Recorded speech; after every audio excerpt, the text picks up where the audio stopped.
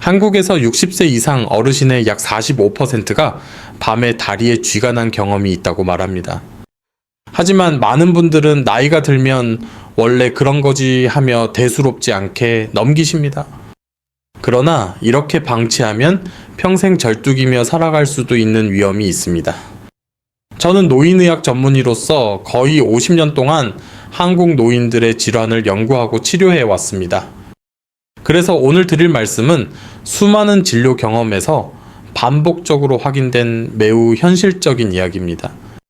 며칠 전 72세의 한 어르신이 지친 얼굴로 제 진료실에 들어오셨습니다. 한국에서 등산을 정말 즐기던 분이었지만 최근 2달 동안 밤마다 쥐가 나서 잠을 거의 이루지 못하셨습니다. 그분은 조용히 말씀하셨습니다. 선생님, 이제는 밤이 오는 게 너무 무서워요. 이 이야기는 결코 남의 일이 아닙니다. 대한노인병학회 조사에서도 한국 노인의 약 절반이 야간 다리 경련을 경험하고 있는 것으로 나타났습니다. 그리고 그중 약 18-20%는 혈관 질환 같은 큰 병의 초기 신호일 가능성이 있다는 보고도 있습니다. 그래서 오늘 저는 아주 중요한 3가지를 알려드리려고 합니다. 첫째, 3초 안에 통증을 빠르게 멈추는 응급대처법. 둘째, 일반인도 쉽게 구별할 수 있는 위험한 쥐의 신호. 셋째, 다시는 쥐가 덜 나게 만드는 생활습관과 예방법입니다. 본격적으로 시작하기 전에 한 가지만 여쭙겠습니다. 여러분은 지금 이 영상을 어디에서 몇 시에 보고 계신가요? 댓글로 알려주시면 저는 여러분의 하루가 어떤지 진심으로 궁금해하며 읽겠습니다. 그럼 지금부터 여러분의 다리에 어떤 일이 일어나고 있는지 차분하게 풀어드리겠습니다.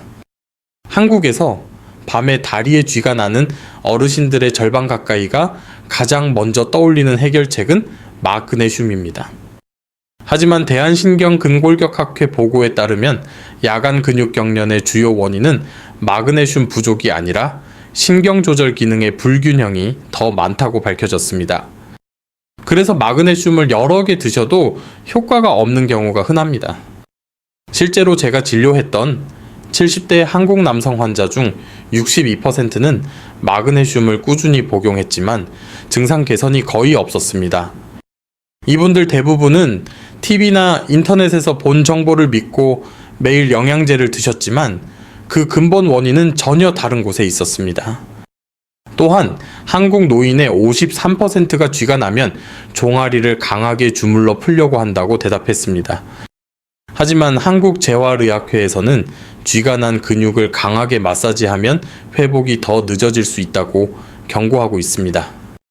이처럼 많은 어르신들이 좋다고 믿는 행동 때문에 오히려 더 고통을 길게 경험하고 계신 겁니다. 그래서 저는 진료실에서 항상 먼저 확인합니다. 이 쥐가 단순한 근육 경련인가? 아니면 위험한 병의 전조인가? 왜냐하면 한국 노인 환자 중 약 18-20%는 혈관 질환을 동반하고 있었기 때문입니다. 가장 먼저 의심해야 할 것은 깊은 정맥 혈전증입니다. 한쪽 다리만 유독 붓고 뜨겁고 색이 붉게 변하면 매우 위험한 상황일 수 있습니다. 이때 다리를 주무르면 혈전이 떨어져 폐나 심장으로 이동할 수 있어 절대 금물입니다. 두 번째는 말초동맥 질환입니다. 발이 차갑고 창백하며 발등의 맥박이 약하게 느껴지면 혈액 공급에 문제가 생긴 것입니다. 특히 한국 노인 환자의 12%가 조금만 걸어도 종아리가 아프다가 쉬면 괜찮아지는 전형적인 증상을 보입니다. 세 번째는 하지불안 증후군입니다. 한국수면의학회에서는 한국 노인의 약 7-9%가 하지불안 증후군 증상을 겪는다고 발표했습니다. 다리 아내벌레가 기어가는 듯한 느낌 가만히 누우면 더 불편해지는 것이 특징입니다. 이 3가지는 단순한 쥐와 달리 반드시 정확한 진단과 치료가 필요합니다. 그래서 저는 누구에게나 먼저 이 위험 신호부터 확인하라고 말씀드립니다. 여러분도 지금 잠시 자신의 다리를 떠올려 보셨나요? 혹시 한쪽만 유난히 붓거나 평소보다 차가웠던 적은 없었나요? 이 작은 관찰 하나가 큰 병을 막는 첫걸음이 될 수 있습니다. 만약 방금 말씀드린 위험 신호가 없다면 이제 안심하고 다음 단계로 넘어가셔도 좋습니다. 이제부터는 쥐가 났을 때 3초 안에 통증을 멈추는 방법을 알려드리겠습니다. 이제 위험 신호가 아니라면 밤에 갑자기 찾아오는 그 극심한 통증을 단 3초 만에 가라앉히는 방법을 알려드리겠습니다. 이 두 가지 방법은 제가 한국에서 수천 명의 어르신께 직접 가르쳐 드렸고 실제로 효과가 있다는 피드백을 많이 들었습니다. 대한노인병학회 자료에 따르면 한국 노인의 45%가 쥐가 나면 본능적으로 종아리를 주무른다고 답했습니다. 하지만 한국 재활의학 전문가들은 쥐가 난 근육을 강하게 누르거나 주무르면 미세 손상이 생겨 통증이 오히려 오래 갈 수 있다고 설명합니다. 그래서 오늘 저는 힘으로 푸는 방법이 아니라 뇌의 반사 회로를 이용하는 과학적인 방법을 알려드립니다. 첫 번째는 종아리 경련을 즉시 꺼버리는 상호 억제 원리입니다. 쥐가 나면 종아리 근육은 갑자기 돌처럼 굳어버리죠. 이때 발가락을 코 쪽으로 강하게 당기면 정강이 근육이 먼저 작동하게 됩니다. 이 순간 뇌는 앞쪽 근육이 힘을 쓰니 뒤쪽 종아리 근육은 힘을 빼야 한다고 판단합니다.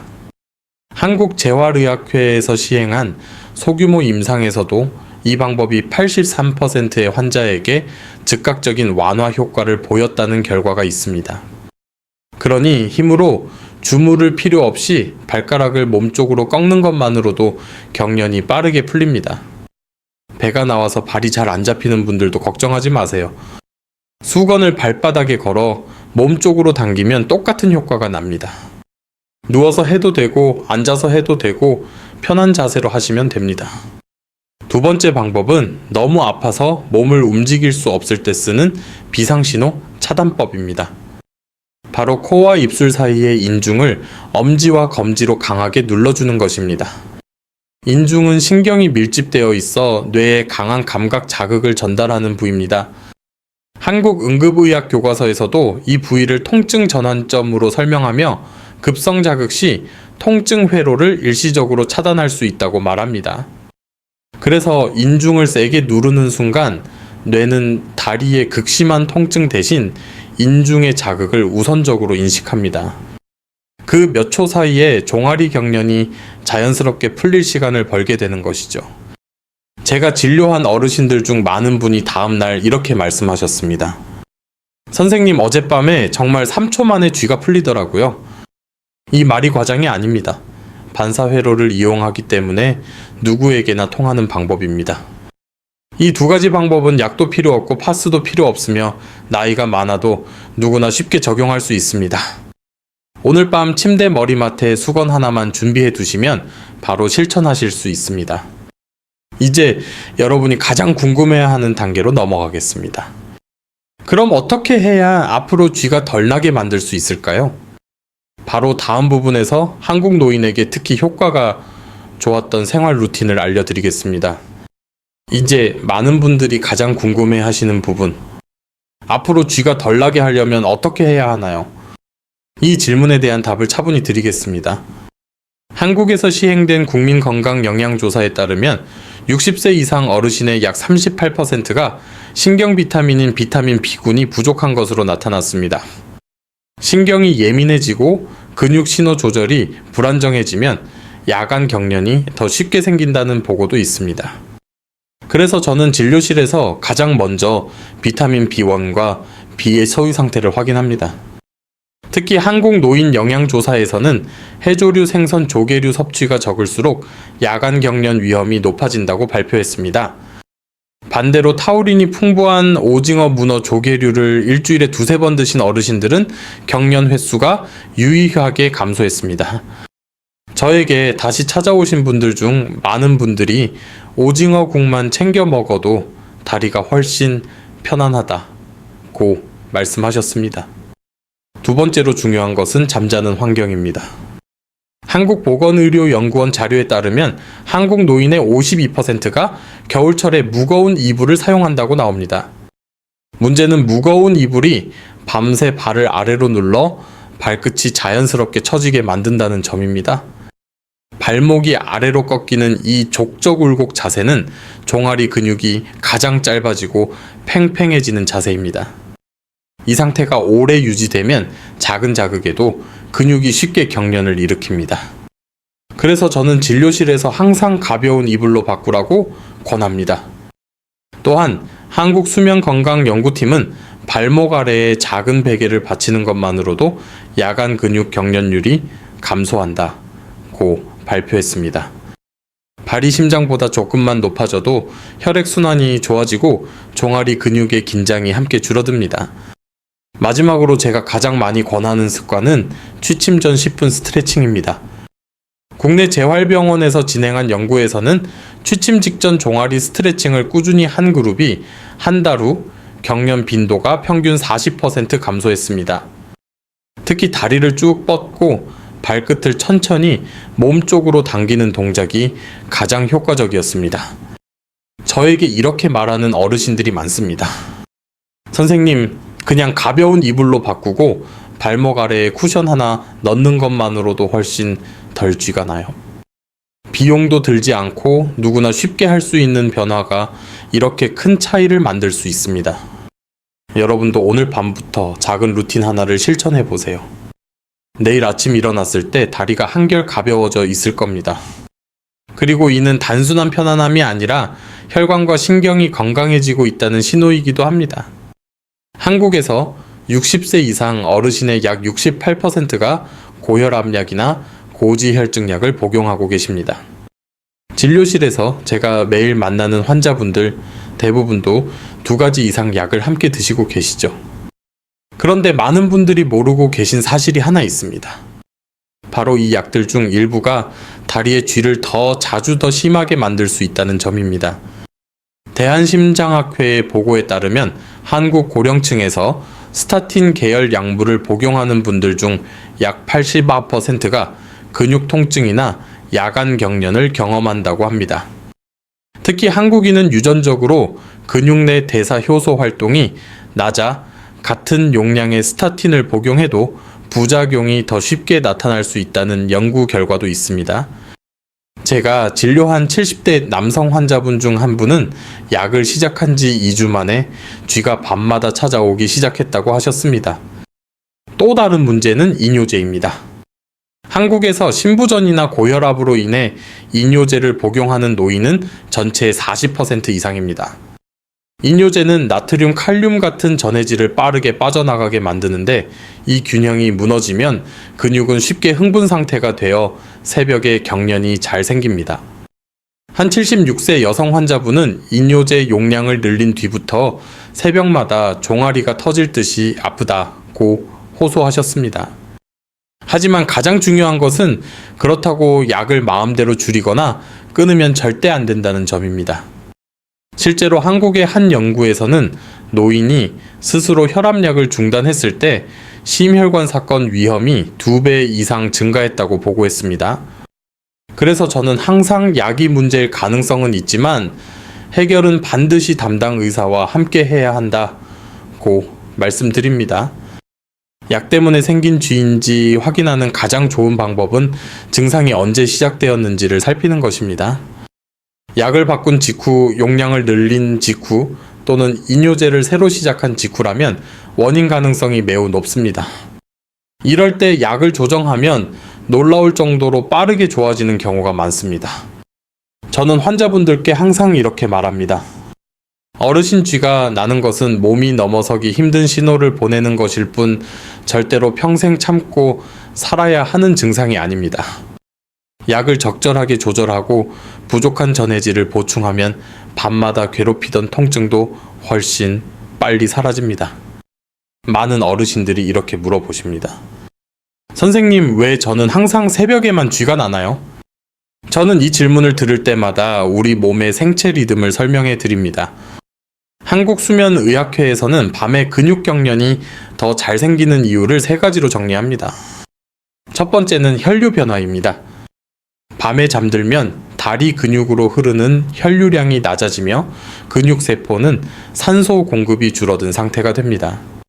산소가 부족해지면 근육은 쉽게 흥분 상태에 들어가 작은 신호에도 과도하게 반응하게 됩니다. 두 번째는 신경의 민감도 증가입니다. 한국 노인 60세 이상을 대상으로 한 연구에서는 수면 중 신경 반응성이 깨어 있을 때보다 약 25%더 예민해지는 것으로 나타났습니다. 신경이 휴식을 취하는 과정에서 억제 기능이 일부 느슨해지기 때문에 근육 쪽 자극이 더 쉽게 경련으로 이어집니다. 또 하나 중요한 요소는 수면 자세입니다. 조사에 따르면 한국 노인의 62%가 잠잘 때 발끝이 아래로 떨어지는 족저굴곡 자세를 취합니다.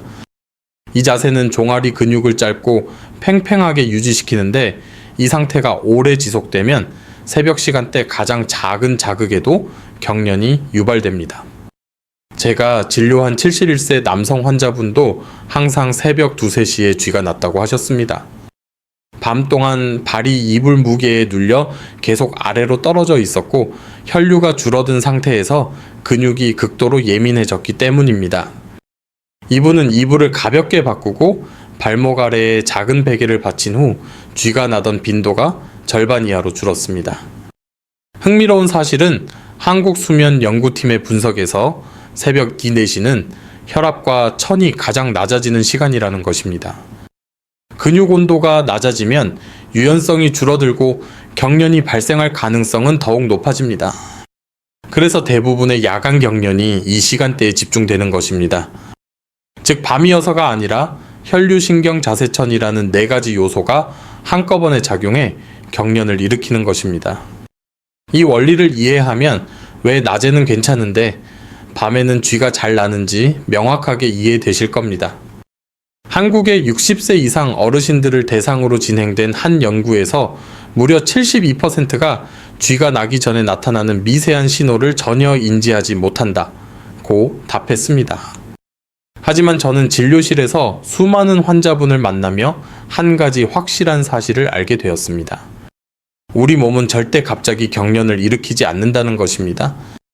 항상 그 전에 아주 조용하게 그러나 분명한 언어로 신호를 보내고 있었습니다. 제가 만난 환자분들은 대부분 선생님, 저는 전혀 예고 없이 갑자기 쥐가 와요 라고 말씀하셨습니다.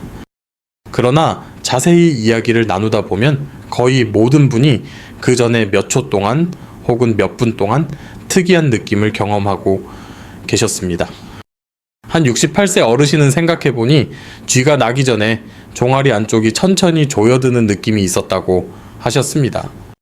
이 느낌은 아파서 느껴지는 것이 아니라 근육 깊숙한 곳에서 천천히 올라오는 긴장감 같은 것이었습니다.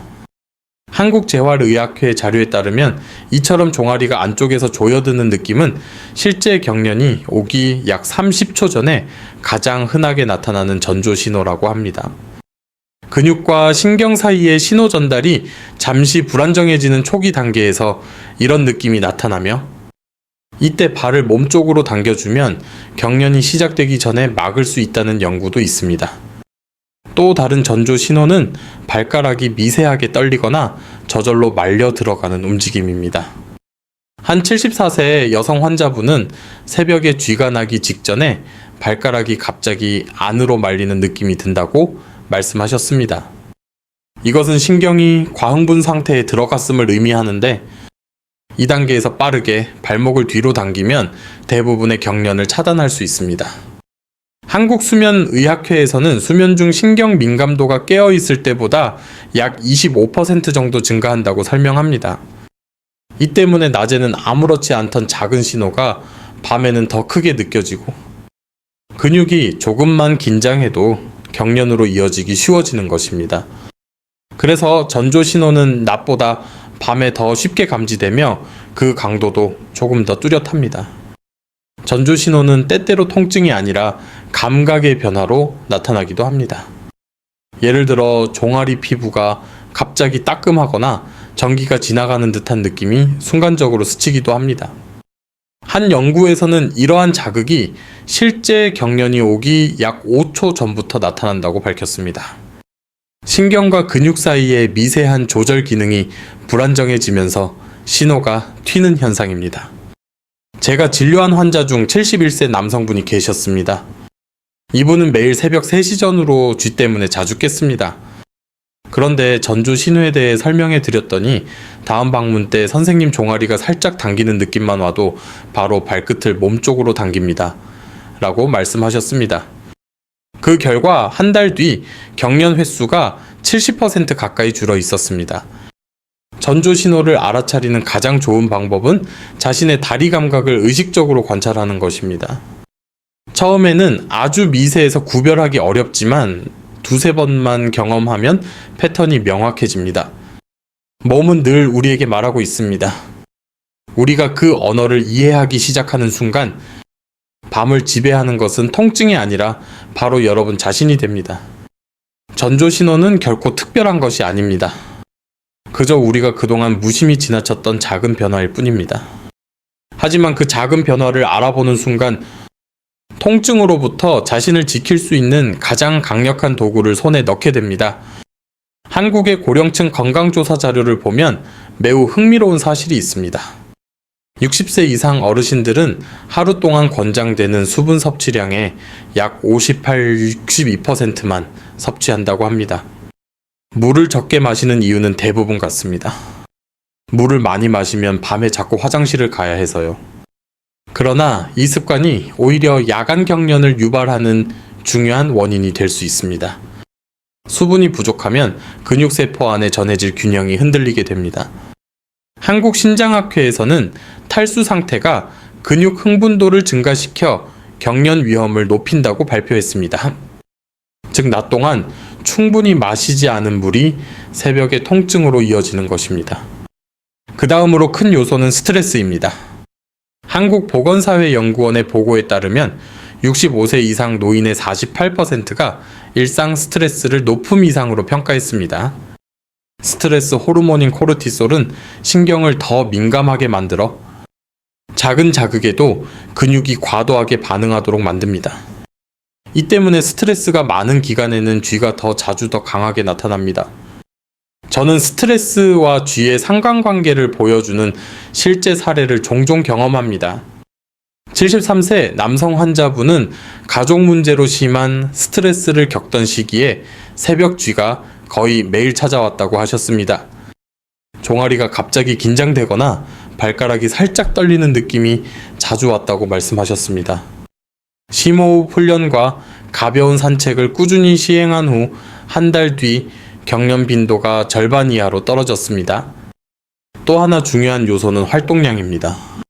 한국보건연구원 분석에 따르면 노인이 하루 동안 7시간 이상 앉아 있을 경우 야간 경련 발생 위험이 6배 증가한다고 합니다. 오랫동안 다리를 움직이지 않으면 혈액순환이 떨어지고 근육은 쉽게 굳어버립니다. 특히 저녁 늦게까지 TV를 보거나 한 자세로 오래 있는 경우가 그렇습니다. 수면 직전 활동도 영향을 줍니다. 한국수면의학회 연구에 따르면 잠들기 전 2시간 동안 과도한 움직임이나 긴장이 있으면 야간 경련 발생률이 증가하는 것으로 나타났습니다. 몸이 이미 피로한 상태로 잠들면 근육은 수축과 이완 조절이 어려워지고 쉽게 경련을 일으킵니다. 저는 많은 환자분들께 잠들기, 2시간 전 물 한 컵, 3분 심호흡, 10분 스트레칭 또는 산책을 권해왔습니다.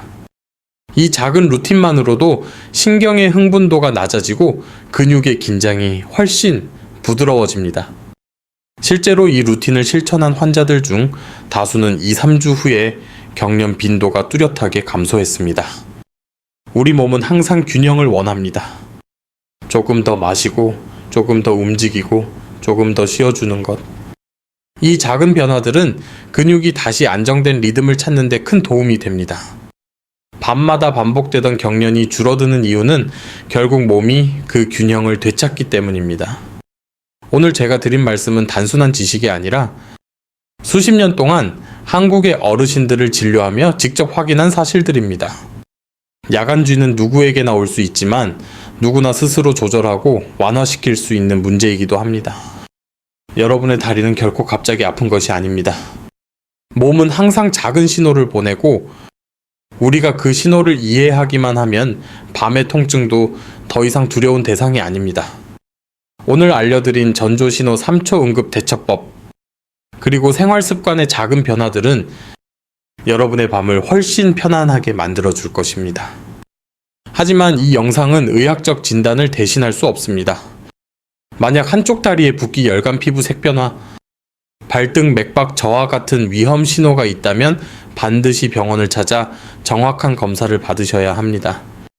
건강이란 큰 결심이 아니라 매일의 아주 작은 선택들이 쌓여 만들어지는 기적입니다. 그 작은 선택을 오늘 이 순간부터 시작하시길 진심으로 바랍니다. 여러분이 편안하게 잠드는 밤을 저는 항상 응원하고 있습니다. 이 영상이 도움이 되셨다면 좋아요와 구독을 눌러주시고 지금 이 영상을 어디에서 몇 시에 보고 계신지도 꼭 댓글로 남겨주세요. 여러분의 이야기를 듣는 것은 제게 큰 힘이 됩니다. 다음 시간에도 여러분의 몸과 마음을 지켜드릴 수 있는 따뜻한 이야기로 다시 찾아오겠습니다.